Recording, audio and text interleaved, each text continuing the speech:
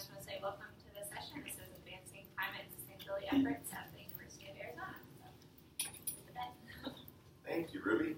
I am Ben Champion. I'm the Director of the Office of Sustainability. This is going to be a bit of a collective effort among a bunch of colleagues and partners at University of Arizona to tell you as concisely as we can about some of our overall efforts. Bob Smith over here is our Vice President for Planning, Design, Construction, and Operations. We've collaborated extensively on building the content for this with a number of the Assistant Vice Presidents and Directors that work on all these areas. We've also got a partner from the academic realm to talk about some of our academic strengths. So just real quick before we get started, I want to make sure and introduce everybody that will be speaking. We have the order will be slightly different than what we have on the list of speakers here. But Peter Dorline will speak after me on planning, design, construction elements. Then Christopher Kopak will talk about our facilities management efforts and sustainability.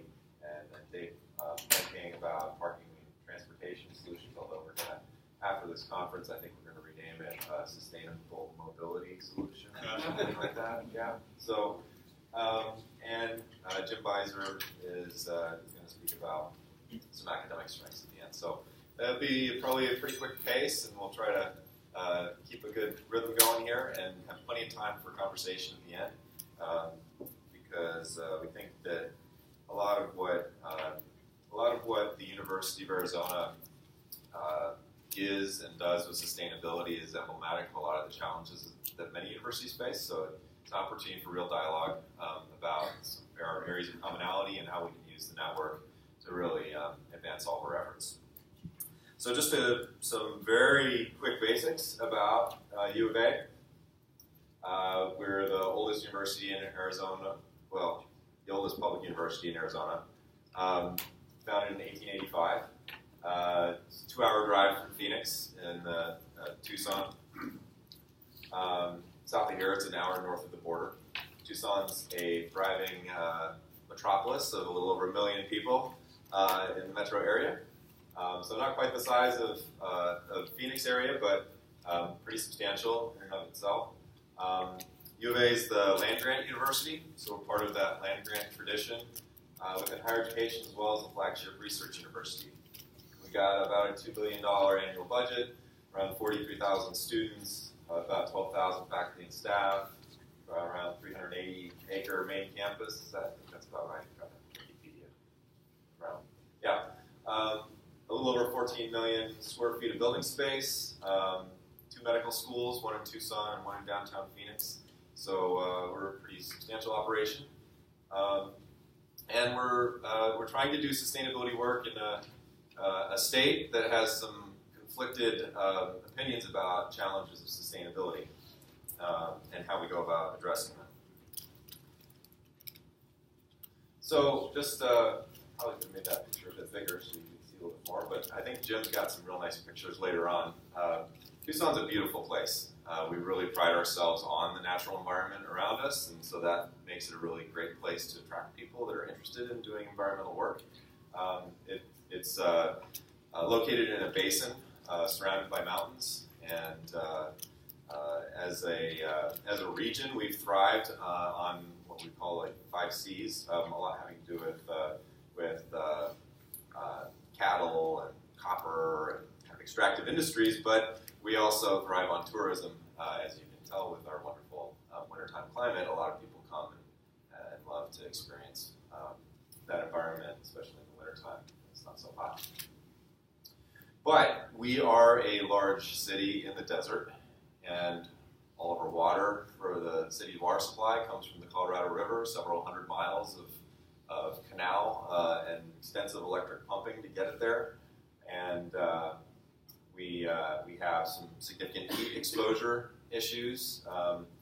We have a relatively poor city, a pretty high rate of poverty. Around 40% of the population is below the poverty line. And so we have some pretty substantial And climate change is causing substantial changes to the natural environment around us. We also have, I think, is it the largest or maybe the second largest tribal reservation in the country? The Tohono O'odham Nation is just at our doorstep in Tucson. So we have some extensive relationships with local tribes and the indigenous lifeways of the Sonora Desert. So all of that is challenged by climate change. And so we're really kind of in the bullseye for early impacts and very interested in seeing what we can do to address that. Definitely supports the rest of our mission as well. So anyway, we've got a lot of environmental change concerns, a lot of resource issues in southern Arizona, and some significant equity issues to work through with sustainability. So I'm going to try and breeze through and give you a brief overview of what we consider our overall strengths, as well as some kind of overarching challenges moving forward. So we've gotten quite a few awards and credentials along our path of sustainability work. A lot of success stories to celebrate. And that includes efforts that you'll hear a lot more extensively from my other presentation partners about what we're doing on campus with our infrastructure, our operations. We have some major strengths in academics that Jim will hint at. He can't do justice to the whole breadth of it in a few minutes, and neither can I, but there's this one academic study that looked at overall research output in environmental journals, in journals of environmental research, and we were among the very top schools in the world in terms of overall academic output and research. We have some major centers and clusters of faculty devoted to a wide variety of key sustainability challenges. We have a pretty strong interdisciplinary research and academic culture. And we also have some support structures for helping students navigate what is a very robust terrain of academic degree programs that they can choose from. However, the fact that I'm putting up a slide that looks like this to represent that is an indication that we have a long way to go, also in terms of really supporting students in navigating that space and finding their place. So we have a lot to offer, but we also have a lot of opportunity to better organize that and orchestrate it across lots of academic divisions. So an area that I can talk about in greater detail than others is the student engagement piece. Our sustainability office is not unique, but rare among higher education sustainability offices in that we're located in the Division of Student Affairs, which is not in a facilities department, it's not an academic department. There are some others. The one I'm most familiar with is Colorado. Boulder is also, their sustainability center is located in student affairs as well, but it's kind of rare. But so we work across facilities and academics to try and create more unity across the campus and for some targeted leadership. But we also run a program called Green Fund that allocates $400,000 a year, and it's actually a student committee that does all that allocating. So it's a very student-driven process, and we work with students who have been involved in various walks of sustainability work to get on that committee and make those selections each year. Students for Sustainability is a thriving 150 student program within our student government. It's not tied to, it's not a club. It's got staff advising and coordination. We also have and there's 10 different working group committees in that group that they're all working on translating their interest in sustainability to practices on campus and in the community. Compost Cats is a full municipal scale composting operation run by our students. We have 20 student employees running that, and it's the official composting program for the city of Tucson. Thanks. So we have other programs as well and various forms of support for students.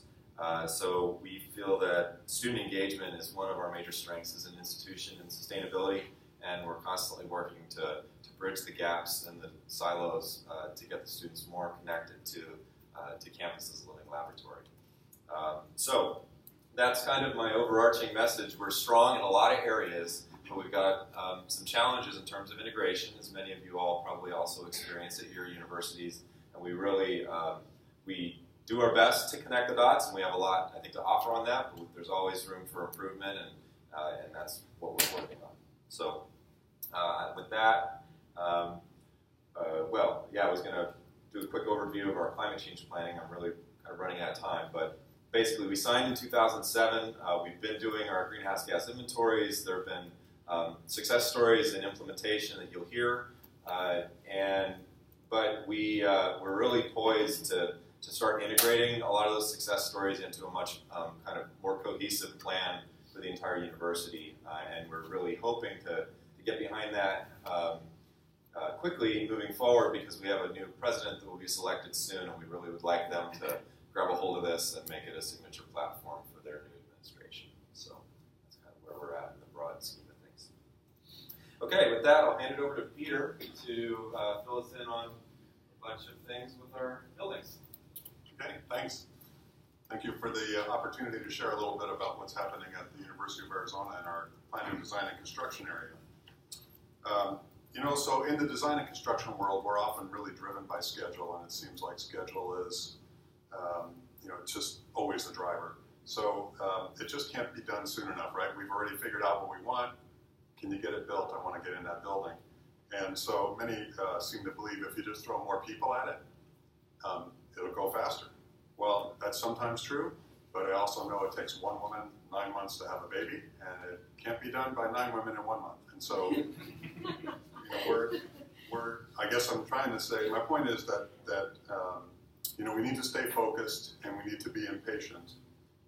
But these big challenges that we have are not going to be addressed overnight. So we need a plan, and we need to stick to our plan. And so I'm going to talk a little bit about our plan. I certainly am not here to tell you that we have all the answers, because we have lots of questions and no answers.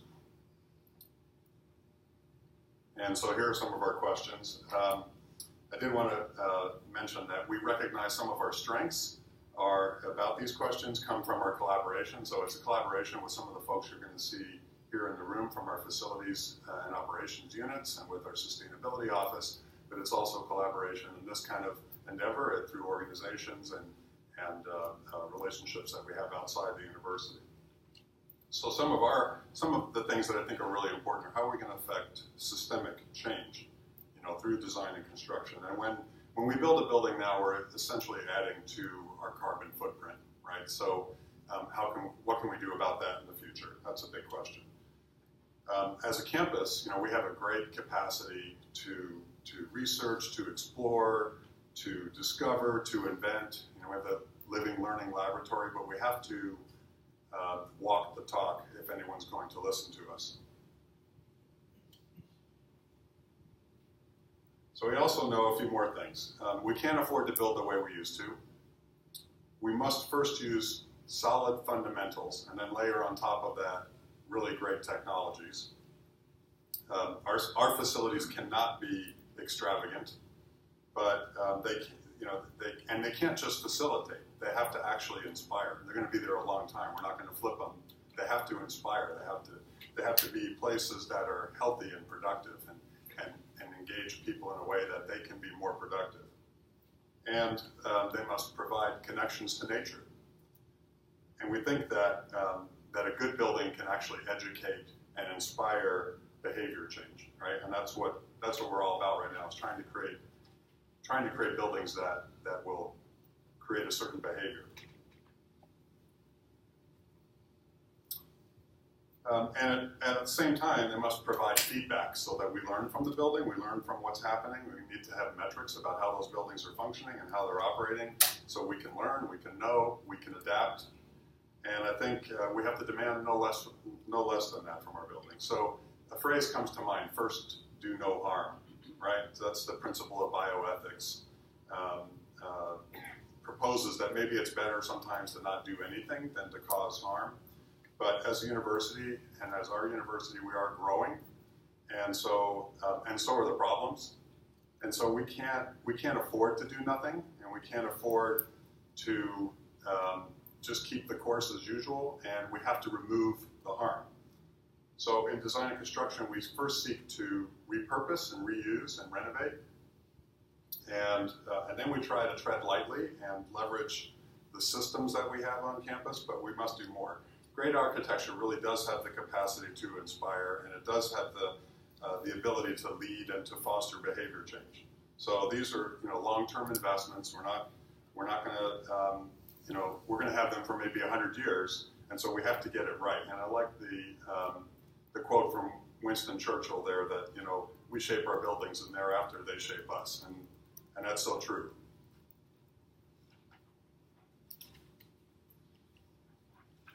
So how can buildings shape or inspire us?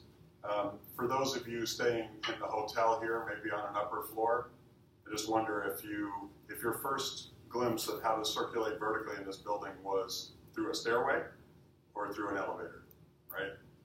I don't know about you, but I had trouble finding the stairway. And so you had to use the electric elevator if you were circulating vertically. Does the circulation in a building, in a university building, have access to resources? Does it foster collaboration or isolation? Does the building encourage or reward taking your bike to work or to class? Is there secure and safe bike parking? Is there a way to, is there showers? Is there lockers? Is there other encouragement of that kind of behavior? Buildings can do that. So those are a few examples, and if we want behavior change, we must educate it and inspire it. So here are a few buildings that I'm going to talk about that where we learned lessons and we're still learning, and some of them are building projects that we've had, and some of them are just buildings. So Biosphere 1 is the planet we live on, right? So Biosphere 2 is really the world's largest controlled environment research laboratory that the university owns. It's sort of down toward Tucson and Oracle. It's open to the public. There are tours there. There's outreach there. But more importantly, it's a laboratory like no other in the world. And so, ironically, it was originally developed to better live in space, to determine how to colonize in space. And now it's used to learn how to better live on this planet. So there's research there about climate change and about resilience and adaptation, sustainability, kumquats, right? They're kumquats, not sustainability, right? We don't have the time to share all the great things that are happening there, but it encourages you to either take a physical tour or a virtual tour of the building. A few more attributes and things that are happening there. The next project is Integrated Learning Center. So it's kind of our poster child. It was an early on, it really taught us some great fundamentals about architecture and buildings. And its essential function, as you can see there, is to make sophomores. Because we determined that if we can make a sophomore, we can probably make a graduate. If we lose students, it's typically in the freshman year. So it's all functioned on, and purpose toward helping freshmen become sophomores. It was a renewed commitment to undergraduate education, and so we wanted to put it right in the heart of campus on our main mall, but that was also an important view shed, an open space for the campus, and so we actually wound up putting it underground. But it had to be monumental, so you can see there might have been a challenge there, underground and monumental. So a couple other images there. So we made some bold steps for us. That building should have been 150,000 square feet of program area, and we built it at about 100,000 square feet. So it was a third smaller, and I like to say that the greenest building you can build is really the one you don't build, right? You repurpose or you reuse. So it holds true, too, that if you build something smaller, it is more sustainable. So we built this significantly smaller. We had huge classrooms in this building. There are auditoria and a myriad of classrooms. There are offices, there's tutoring, there's advising, there's workspaces, there's classrooms. So, all of that, despite all of that, we didn't build an indoor lobby. We didn't build indoor queuing space for those lecture halls. We didn't build hangout space indoor, but we instead built the courtyard that you see there. In the courtyard, we did some new things for us. We tempered the courtyard. So we first built shaded arcades all the way around the courtyard. And then in the courtyard, we put trellises and deciduous trees. And in the arcades, we let the relief air from the HVAC system actually temper that space a few degrees. So that space became much more habitable when it's cold or when it's hot. Of course, we live in more of an overheated environment, and students can hang out there. So we didn't sacrifice that intellectual space where students bump into students and faculty and staff and learn outside the classroom at all. It's a big hangout space right now. And oddly enough, for an underground building, we have more glass in that building than we do in most of our above-grade buildings. A few other shots and tidbits about that building. And I want to go on to the last building. So this is our Environment and Natural Resource building. And it is perhaps our flagship for environmental sciences. It is, folks there are researching environmental sciences, they're in earth studies, they're in climate change, they're climate change researchers. And so it's LEED Platinum, of course, it's our 4th LEED Platinum building. And it's a direct response to our region, our climate, our culture, and it just doesn't mimic nature, it actually inspires by nature. So, as you can see in the image, there's an inset there of a slot canyon, and the architecture was fashioned after a slot canyon. So it's a 6-story building. It's essentially a rectangular box, but it has cantilevered balconies on each level that are in that courtyard, and they are the circulation space. So again, they're outdoor, and that's the gathering space as well. That's how you get to the restroom. It's how you get to the stairway, maybe eventually to the elevator. And so we built that building also smaller. There's less conditioned space. We use simple materials, concrete, steel, less finishes. So those are things that don't have to be maintained or upgraded or replaced. And overall, we're very careful about fundamentals. No fenestration on the east or west sides, controlled fenestration on the south side, lots of open views and natural light. And so again, the tempered outdoor space that we learned on the previous project was really beneficial here. And then we used great technologies. We used a lot of low flow air conditioning, underfloor, right where the occupant is at. We used chilled beams with low flow air, so the air handlers could be reduced quite a bit. We used vacancy sensors as opposed to occupancy sensors to control lighting. And we used all the best technologies we could to keep that building as efficient as possible. So we're seeing about a 30% reduction over some other buildings that are already very efficient on campus. And so, lastly, I just want to say that for the future, we really know that we have to set the bar higher than we have. And keep setting it higher. We must learn from what we're doing and from our collaborations, both on campus and off campus. And so, thank you for your time. You know, it didn't run, did it? Yeah, we got to click on it. Okay. Yeah. So one of the most awesome things about the building is the water management features he didn't really mention. So wanted to. So there you go. There's a big cistern under the building, and water is an event in Tucson, not unlike in Phoenix. We only get about 13 or 14 inches of rain a year. So when it rains, water is collected on the roof, and it funnels through some big columns of water that comes thundering down in the courtyard and eventually get to that cistern. People actually come out of their offices to see rain and the event that it is. Not unlike a natural slot canyon. When water comes through a slot canyon, you're aware of it. It's flowing through at a high rate. And so, the idea of connection to nature and the whole idea of really celebrating water in the desert. And we have, like I said, folks come out of, I don't know, Jim, if you come out of your office sometime to see the rain. Yeah. So, thanks for So Chris is our next presenter. Good morning, everybody. And thank you, Second Nature. I'll tell you, this is a true collaboration with our sustainability folks, our planning design. Pete builds the buildings, and then from facilities, I'm Assistant Vice President of Facilities. Also, I've been elected President of UofA, our Facilities Association, International Association. But the fact is, with our planning design and construction folks, they build it, they hand it over to facilities, and then we have to maintain it for life. And on campus, as a number of us, we have some buildings that are 100 plus years old. What a great opportunity. And then we work with Dave in terms of our parking, transportation, our administration. So there's just great opportunities within our facilities field. The fact is, our facilities, as Ben mentioned, we maintain over 14 million square feet here. We have 11, but we do that with roughly about 600 facilities management staff. That includes our grounds on campus, close to 400 acres. It includes our 3 central plants throughout campus. We produce about 33% of our own electricity on campus, and we'll talk about that in a few minutes.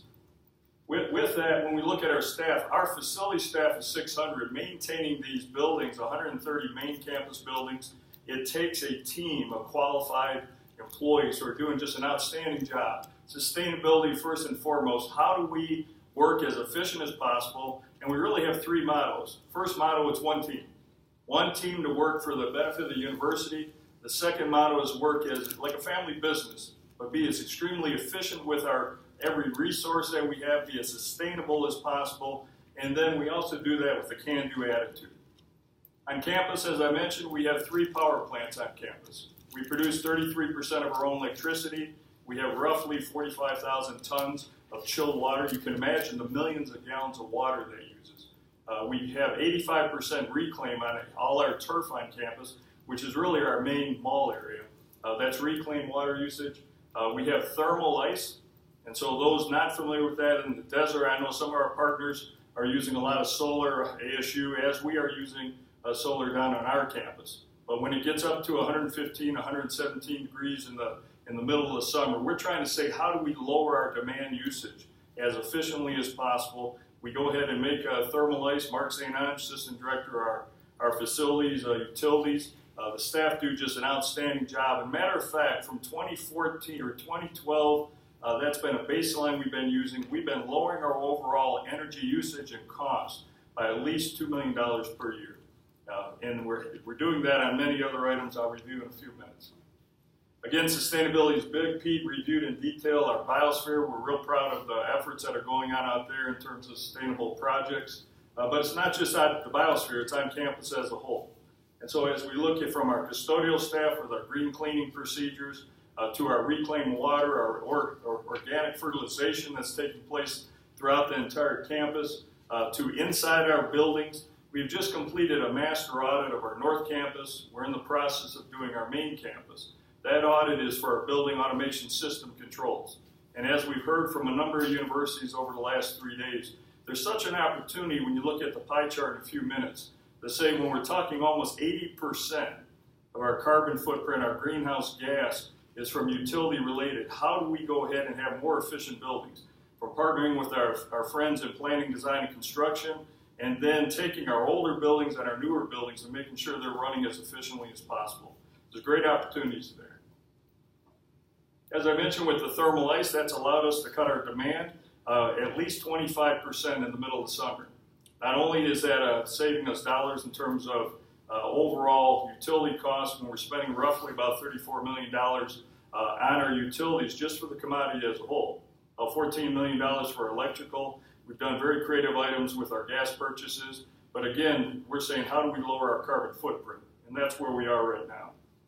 Utility plants, not only have we looked at our plants in terms of efficiency, I won't go through each one of these, but I'll have you look at it. We have 6.5 miles of steam or tunnels underground on campus.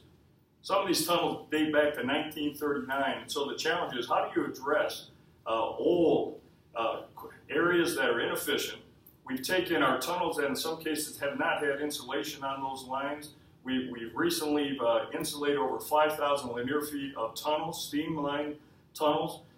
It's cooler and cool if you like the financial and the efficiency because you start looking at the correlation. With us addressing these tunnels and the steam lines not having insulation, and as after we've done that project, we've seen a direct correlation in our decrease in cost. We've upsized our lines in cases, so we looking to the future, how can we be more efficient? So there's a lot of effort underground going, and so we take it from our power plants, which currently right now we're just finishing a major control upgrade in our plants. So we could run all our chillers, 21 chillers, 45,000 tons of chillers. How can we run those chillers as efficiently as possible, take them offline, and save overall dollars in our carbon footprint? We've also then have taken that into our tunnel system, and then the next opportunities, and not just challenges, but great opportunities, is to say, how do we take these 131 buildings and increase the overall energy efficiency in these buildings? The new buildings coming online, they're the state of the art, but it's those older buildings that we're having challenges with. And that goes back to that building automation system controls that we're looking with our air conditioning, our lighting, our water usage. One of the items we do with our water usage on campus, we have waterless urinals throughout campus. There's a procedure that we found that is working very efficiently for us. And so we continue looking at every practice within our facilities management group to lower our overall costs, be more efficient, and then our carbon footprint. Yes, we do our greenhouse gas like everybody else. There's opportunities, as we mentioned, to continue improving. Again, thank you, Second Nature, but the opportunity to meet folks over the last 3 days here has just been wonderful in terms of opportunity to say, how can we continue to be more efficient? How can we look at our carbon footprint and put the necessary measures in place to move this forward? As we look, as I mentioned, we have roughly about 77% is the gas and electricity that's purchased. And so with that, we have 2 turbines on campus. We say, should we bring another third turbine on campus, or should we look at our buildings and can we get more efficient? And then we look at our reduction in our overall electricity and our gas costs. So those are analyses that are taking place right now. Our recycling efforts, as Ben mentioned, we have great partnerships with our student groups, zero waste in our football stadiums, greening of the games, recycling, looking at every area on campus, making sure we have the right containers, partnering with our folks inside the buildings to drive down or increase our recycling efforts and drive down what's going on to the landfill. Just a second. Yeah. On that one, I messed up and didn't get your title there. Just to make sure everyone's clear, this is our greenhouse gas inventory pie chart. So this is carbon emissions. I thought he was going to say the University of Arizona. I think everybody knows where the university is. No, the title's in white up top. I didn't get it into colored print. So. We might compete with ASU on the football field, but I'll tell you, it's a great partnership with our tri-universities in Arizona, with NAU, with ASU, UofA. We all can learn from each other. As a matter of fact, we're going to talk collaboration in a few minutes of just opportunities, not only on a national but international basis. We recently hired an energy manager. We go ahead, we have over 800 meters on campus. If we can't measure it, we can't improve it. I call it RUMBA, reasonable, understandable, measurable, believable, and achievable. We have to be able to measure the data, what we're using in terms of our water, electricity, our gas, so we can drive down our overall cost. We have folks who go ahead, it's like a big Star Trek monitoring system that they're monitoring everything that's being done. That's happening in the plants and also in our controls area. We look at our net zero from 2025, 2035, 2050. How do we go ahead and drive down our overall carbon footprint, the challenges we currently have? Boy, if we didn't have challenges, we'd be bored. And so the challenges that we have currently today are opportunities today and tomorrow to continue driving down our costs. We'll be partnering with future business partners so we can say, how do we make sure we measure that correctly? And then also down the road, improve down there. And so we have opportunities from the 2035. Yes, we do a lot of composting. We're looking how do we drive down our utility costs. Again, with our building automation systems, that's going to be great opportunities there. Lighting in our buildings, going to LEDs, which a number of folks are doing. Those are great opportunities. We heard in a presentation this morning, the fume hoods that just have so much air conditioning that's being released from the buildings. Can we go ahead and do those? What they're doing at California Irvine and other universities, Arizona State, it's great opportunities to learn from others and bring it also back to campus. Great partnerships. Our transportation, I'll let Dave cover that in a few minutes. And then overall, when we look at this, where are we currently at and where do we want to get? And as we saw over the last couple of days too, there's going to have to be some offsets. There's going to have to be some areas that we're looking at purchasing some power off campus and then also taking those credits back onto campus. It's going to be a great combination of both to achieve our overall goal. Additional sustainability efforts on campus, possibly biomass fuel. You know, we've looked at some of these. I believe ASU, you can correct me if I'm wrong, in my partnerships with ASU facilities folks and planning design, I know they're looking at doing some items there. You got to say what's feasible. Can you clean it up well enough? Can we use reclaimed water in our cooling towers that are using millions of gallons of water? We did that years ago when it first came on. It caused some operational challenge, so we need to look at that. And overall then, with UofA FM, with our compost cats and the collaboration partnership with Ben and our parking transportation, our academic side of the house, our student engagement, routinely are we bringing students into our plants, into our irrigation. We've hired students from the Ag College oversee our turf. They get a great experience there. We brought mechanical engineers into our power plants. We brought students from sustainability working on a routine basis on partnering. And then I'll go over this one, naturally with the academic side of the house. And then from my associations with APA, the opportunity, I've been involved with APA since 2002. I've had opportunity to meet several folks who've been there. The ability to work with the sustainability organizations, ASHE, ASHRAE is in the process of doing some building efficient coefficients inside the buildings. Our international partners, just recently over this last weekend, folks from Australia and Melbourne were here, where we can look to say, what are you doing internationally and what could we bring that to the university? It's just great opportunities for partnership. And so not only challenges, but just opportunities to continue improving. So we appreciate the time. We're going to turn this over to Dave, and he's going to talk about our parking transportation. Thank you. Thank you, Chris.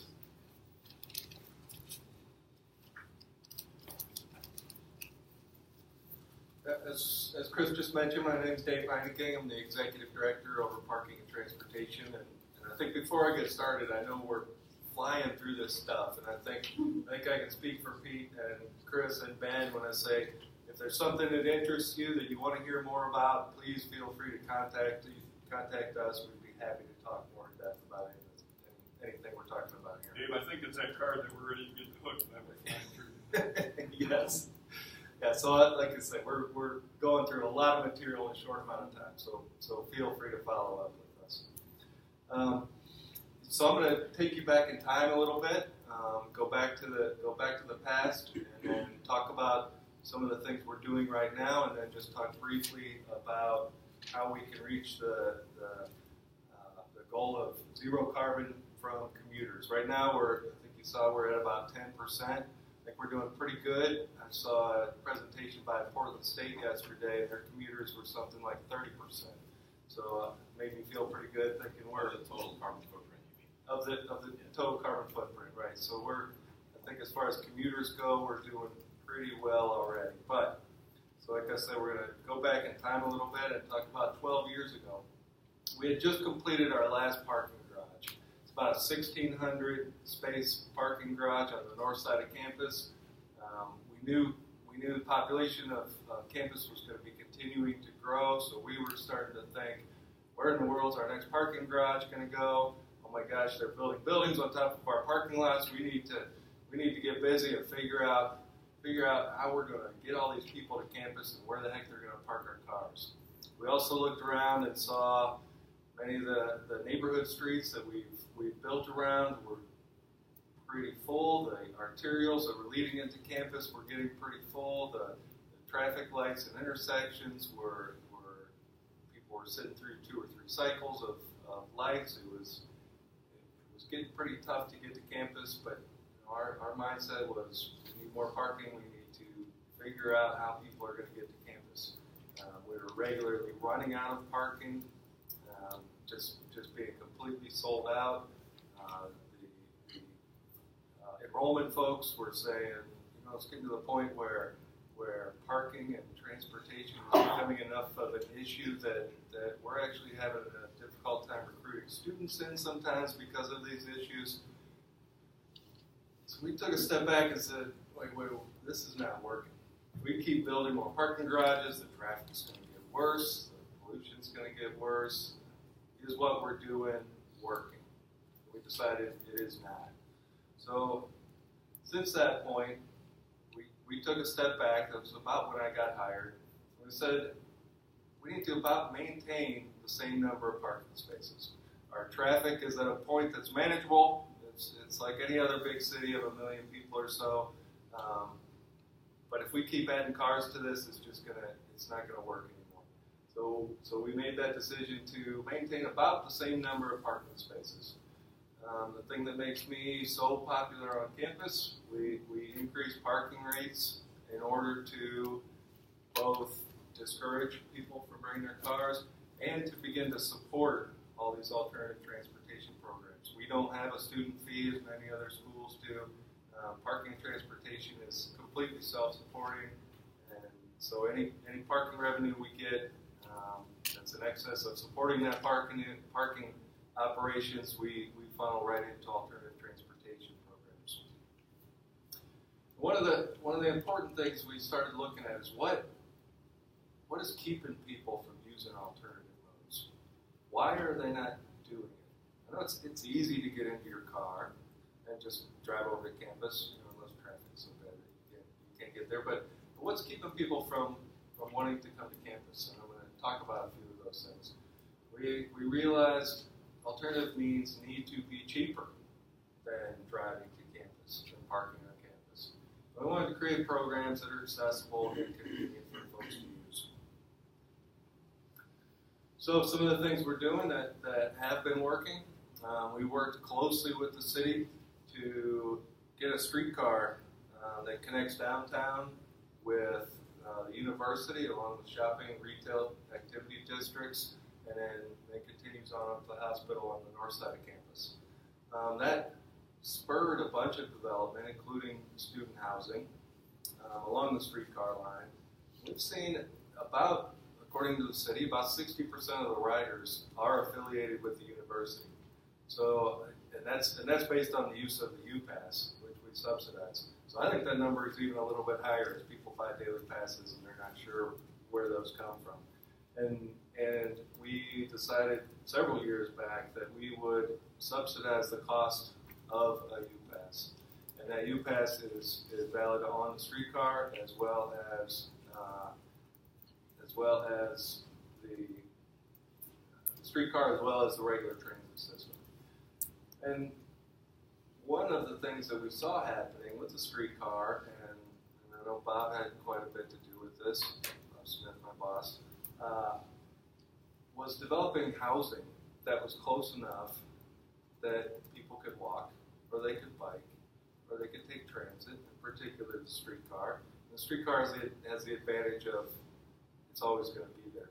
At least you can be secure that it's going to be there for a long time. There's tracks in the ground, so that streetcar is going to continue to run. So building housing nearby was important. We are fortunate in Tucson to have weather that allows us to ride bikes just about year-round. Probably the worst time to ride a bike is when it's 117 degrees or if it happens to be raining. And neither one of those happens all that often. And fortunately, most of those really hot days are in the summer when there's not a lot of students around anyway. We have been recognized as a gold level bike-friendly university. We have more than 11,000 bike parking spaces. Someday I'm hoping that number passes the number of parking spaces. But we regularly get asked to put more bike parking in. We try to put bikes as close as possible to all of the buildings, which Chris sometimes doesn't appreciate. but we put racks as close as we can to all the buildings. We have a bike valet. So I think I mentioned earlier that we tried to figure out what keeps people from using these alternative means. And one thing we heard was, I don't want to ride my $2,000 bike. It's going to get stolen. So we said, you know what, we will fence in an area, we will staff it with students, and you can walk up and give them your bike, and they will watch it while you go to class or go to work, and come back and pick it up later. It's a free service, pretty heavily used, about 150 people a day use that service. We also have bike lockers and bike enclosures, so people who are more spread out, we have bike enclosures in all of our parking garages. On campus, we have 4 miles of bike routes. I think as Ben mentioned, we have 380 some acres of land on the main campus.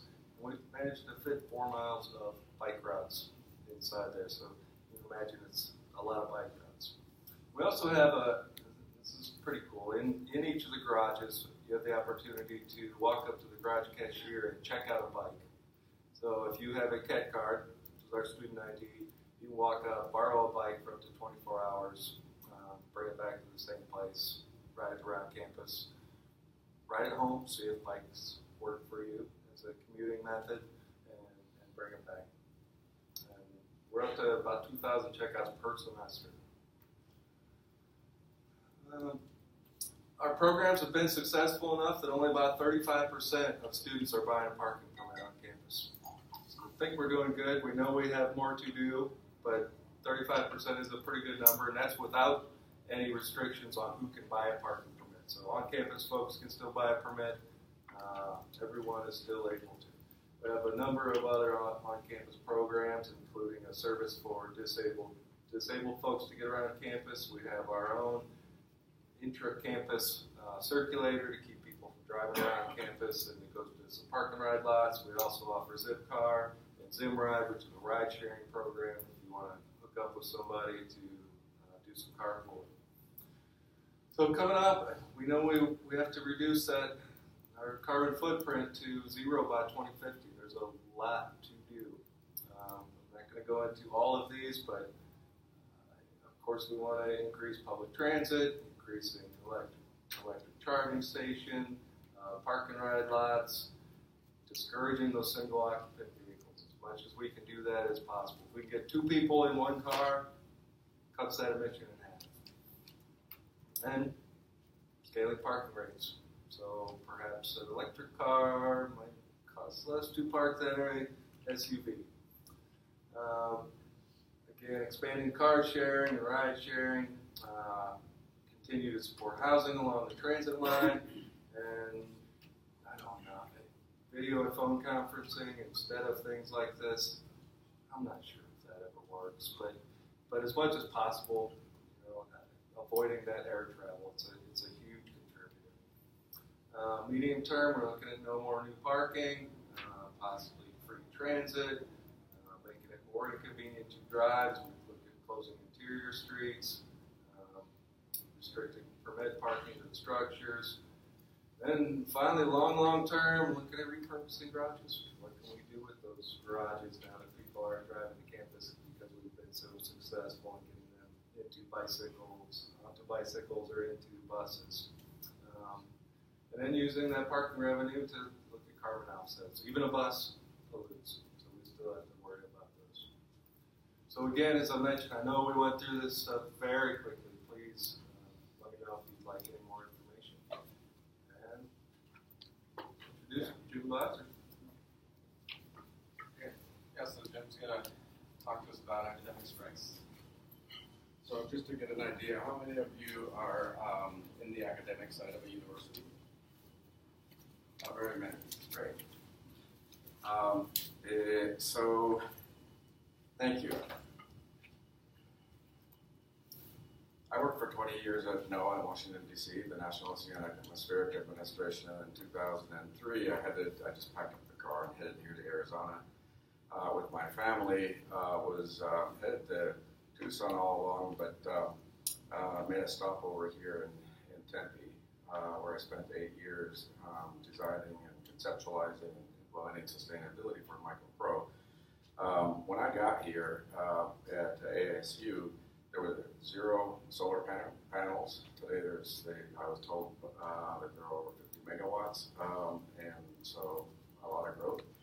And I really had to start by teaching folks here at ASU how to spell sustainability. So it was quite a venture, but like I say, I was on my way to Tucson, just had to have that stopover. So what I'm going to do is just very briefly go through what we do academically, and then suggest maybe how we might connect a little bit better. So our mission, like any Research One university, is to create knowledge, to educate a workforce, to engage with our community. And actually, we say, and we sometimes are fairly good at, in using our campus as a natural laboratory to do that. We have over 500 faculty that are whose work is related to sustainability in one way or the other. 608 courses are being offered this spring in an area of sustainability. Again, one or another. It's going up to 407 this spring, 608 in the fall. We have 116 bachelor's degrees, bachelor's of arts, bachelor's of science in our sustainability-related program, 50 master's degrees, 24 PhDs, 4 graduate minors, certificates, professional programs. And this is all across the university. A particular interest on the research side, the knowledge creation side, is that we do have a relatively new center called the Center for Climate Adaptation Science and Solutions. It's dedicated to strengthening and supporting adaptation, risk management, resilience, at multiple scales by providing the intellectual leadership, the knowledge, the training, engagement, with completely a focus on solutions. And one of the programs that I'm going to talk to you about is what I'm really passionate about is how do you do that? How do you do that when in communities, the poorest of the poor? Frankly, these guys know this. Anyone that lives in Arizona knows you don't really need to go away from Arizona to get to a developing country. Just go to the Navajo reservation. That's what you'll see. But that's not nearly as much fun, so we head to Jamaica. Is that happening? Okay. So 2 projects. In Jamaica, they grow a lot of coffee. If anyone enjoys coffee, you'll know that Blue Mountain coffee is kind of expensive. It's a huge economic source. It's a source of livelihood. But there's a problem, something called coffee leaf rust. It's a fungus that actually affects it to the tune of about $350 million a year. So there's a climate component. That's where we come in. We have this 5-year research project, $70 million that NOAA, my old agency, funds us jointly with Columbia University, a team there. We're 18 different sort of disciplines and sub-disciplines representing all of us because problems that are focused on solutions require integrated teams. And, well, anyone that's ever worked with faculty know that the sort of adage of herding cats is very real. And so how do you herd cats? Well, first of all, you got to have some food, then you just move the food. That's how faculty react, of course, if they can get their work funded. And so this work has been going on for 3 years. And our climate information, we produce and provide climate information injected into the system, working with the people locally, with the coffee industry board, and an industry organization, the university, the local NGOs, the local meteorological service, etc., and move this forward until we arrive at a product that can actually be used. The second project that we have, the lower, did I do this right? Okay. Let me just go forward if I can. Sorry.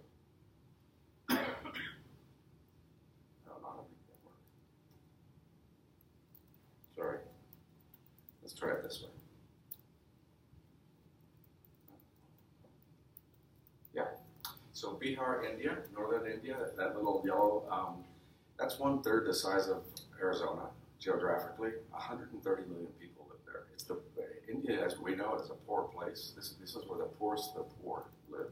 And in fact, within the poorest of the poor, we have people who have literally no source of income. World Bank has, since 2008, been involved in a project where they organize women into women's self-help groups, and they have a structure that has 10 women in one self-help group, 10 self-help groups within a village, then villages expand, etc. But they don't have any climate information. So this investment that they're making in, say, small plots of agriculture or buying a cow, or there is no climate resilience, no climate component, so they've come to us.